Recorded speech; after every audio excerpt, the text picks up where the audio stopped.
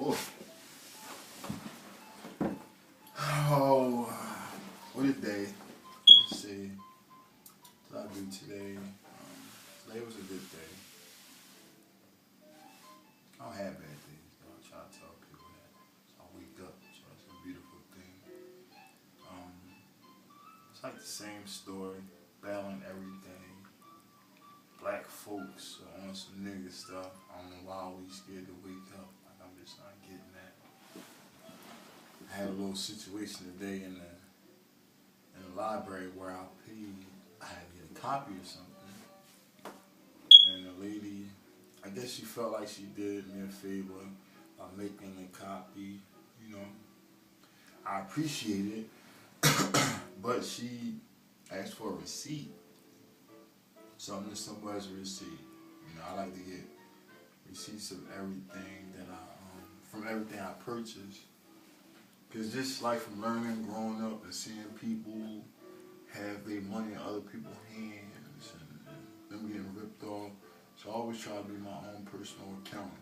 I don't care if I'm a billionaire. I don't need an accountant for that. Like, I don't want nobody touching my money. So I try to count my money down to the penny.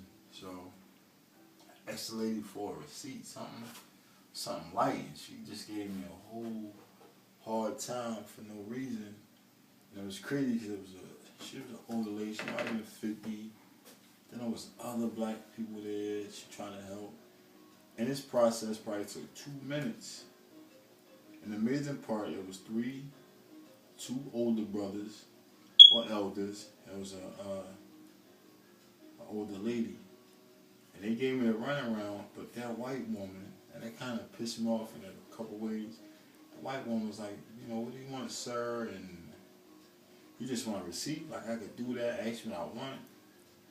While the older lady turned around, just act like it was, I don't know, like it's just weird, like how we are towards one another. Like I'm just not understanding that. I feel like now when I do like these videos, like there's no malice. You know, I don't hate white people, even though I can. Like y'all do enough where a person can really hate y'all. Like slavery alone, guns y'all manufactured, drugs y'all pump our hoods with. Like y'all have done enough where y'all can be hated. I'm just not programmed like that. Like, I've been raised pretty well. So, but this is more or less me venting a little bit, trying to educate, you know, trying to open some eyes, because I feel like healing is the first step to healing is being truthful and, you know, getting stuff out. Like the healing process won't start if you're not keeping it like 300 with yourself. 300 just means, you know how they say keep it 100. Most people that do that not doing that. 300 is levels above that. Like you really just on your honesty, integrity thing. But y'all do a lot. You know, I just feel like why so many people afraid of y'all? Like especially us. Like we bring in all the ingredients for the pie, and we get such a small slice of the pie. And I know I'm not the only one that feel like this. It's just a lot of people don't have, I don't know, balls. Like I said, when I say we on some nigga stuff, the definition of a nigga is lazy.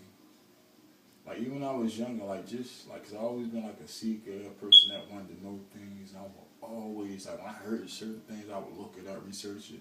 Wasn't no Google or nothing like that. But whenever I heard nigga, the first time I heard nigga, I looked in the Bible and it said lazy. And I'm like, how are we the niggas? Like we doing most of the work. Like I never understood that. But when I say it now, I say like white people are finally doing what they've been doing for a lot of years. Or when I say white people are finally, they so close to turn us into niggas, because now we don't fight for anything. Like in the 60s and 70s, they had like a lot of fight. And now everybody want to party, like they don't even wait till Friday no more. Like women, dudes with kids or whatever, they go out now on like Wednesdays. it's like Tuesdays, and I know like I get that I'm like spiritually inclined and being led, but like the hopelessness is like you can feel the way I feel. Anybody can like you can't be me. Whoever's looking at this, you won't be me, but you can practice some of the things I practice to become this person. And I just feel like by me trying to get black people where they need to be, it would make the world spin right. Like it'll make everything just right. I know like harmony will not come if everybody think we're down here and we're supposed to be up there. Like harmony is like you gotta be level. Y'all gotta be all in the same like on the same playing field. You know, like if you look at business, you know, people that got the same like business situation, I guess, with white people or whatever, they respect them because they got that common ground and those means or whatever. But now, like how they just using this, and see, I remember like 36 and a half for, I remember, we talking about me just seeing this stuff was just real beautiful and profound for me. I remember it was a black owned store, one called Sam's. Mr. Green's was right there on like 36 and Haverford. I'm sorry, 35th and Haverford. Used to play like little movies on Saturdays for the kids in the neighborhood. I still try to do things like that's part of the things I wanted to do. It was Sam's, 37th Street. There was like another one, but just seeing them places really, it was like awesome to see. And slowly but surely they got like wiped out, bought out. Like I remember the Chinese stores came here, moved in. But it's like it used to be a time where black folks just had to worry about white folks, but now we gotta worry about everybody, from whites to Chinese to I guess the Arabs, the Puerto Ricans, I don't know what the 7-Eleven people are with them. And for a person like me, it's like sad. I feel like right now is the best possible time we had to really step up with, I mean, to really apply pressure with Barack Obama in office. You know, even we can be recognized and noticed, but we're not doing anything. Like I tell like my teachers and people that I give light to in the street, when does it start? Like we haven't even started. Like it's like we're content with being or becoming niggas. We're content without doing that. We're content with just having a little bit of that we have. Like we don't pass down like the wealth of knowledge. I wanted to say wealth, but even the wealth of knowledge. Like we just cool with, and I've heard parents, and this is like talking to them.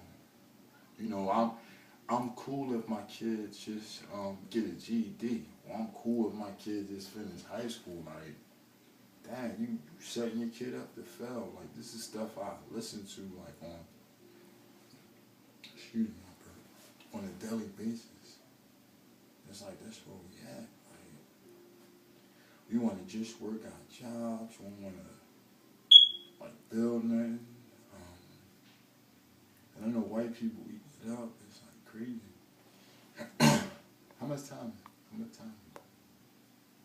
2 minutes? 10 minutes? 9:23. 9.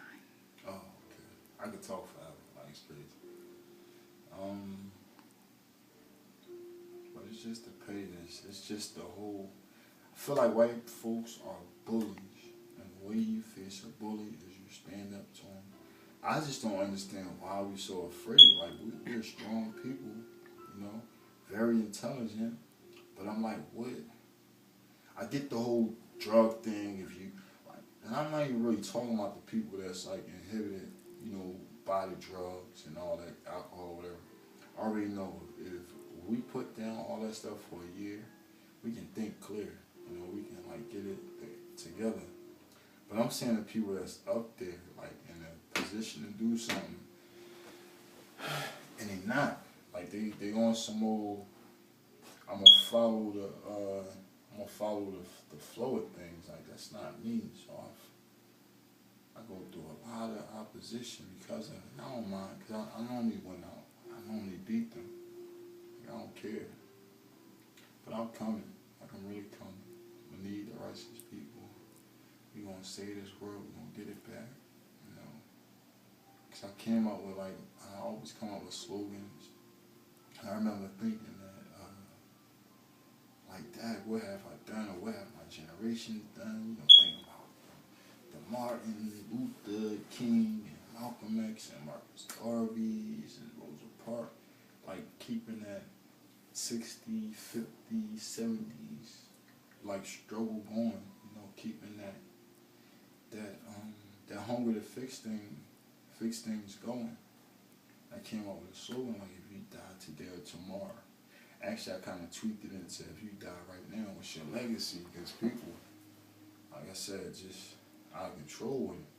I was on Fool's Book today, and this girl was like, that's what I'm saying, like, we on some nigga stuff. The girl said, you gotta excuse me because I don't curse. She said, on Fool's Book, because you know everybody looking at that. She said, I beat my son ass because he kicked his brother, was stomping his little brother in his stomach, and I'm looking like me and Levin, I would have said something, but then I'm starting to get away from that because those people won't be that. And I had a little battle with her before.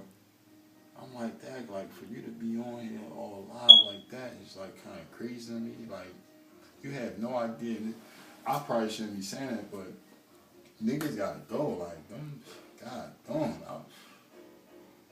And I knew I actually grew up with this female. It's crazy how life can kind of turn you from sweet and innocent to harsh and bitter, because she used to be like a real, she used to be humble back then. Just, I guess, naive because life didn't get her, but I was ever sad. You just gotta do a whole lot better, you know? A whole lot better. You can support a black person, do that. Kind of be careful because we always trying to get over one another, but you gotta keep doing that. When you support them, give them like a little bit of light. Like if they trying to get over, like let them know that, you know, and just go to the next person, next black person, because there's some black folks out here that's trying to do it, and some of them, most of us live in survival mode. You know, survival mode is we trying to get everything we can now. Like we're not even planning for the next life. I am though, but most of y'all not planning for the next life. Like this is not it. Like y'all destroying y'all bodies and minds now. Like if it's a such thing as like when you come back, you get reincarnated because of what you doing in this life, or you're a Madagascar roach or something. Like that'd be crazy. Some of y'all need to be that for real. That's what I believe. I just think we gotta get it together. Like I said, I haven't cried in a while. Actually, last time I broke tears was in class. Just thinking about y'all, like, you got a rich history. In fact, I had a situation on the bus with an African guy. You gotta watch Roots, because that's true. Like, TV is truth in TV. You know, TV is truth in TV. So you gotta take the righteous part and just like kind of pray, think about it. Because people, wow. You know what? I'm gonna end this now, because I'm gonna go on forever, because this is lifetime worth of stuff.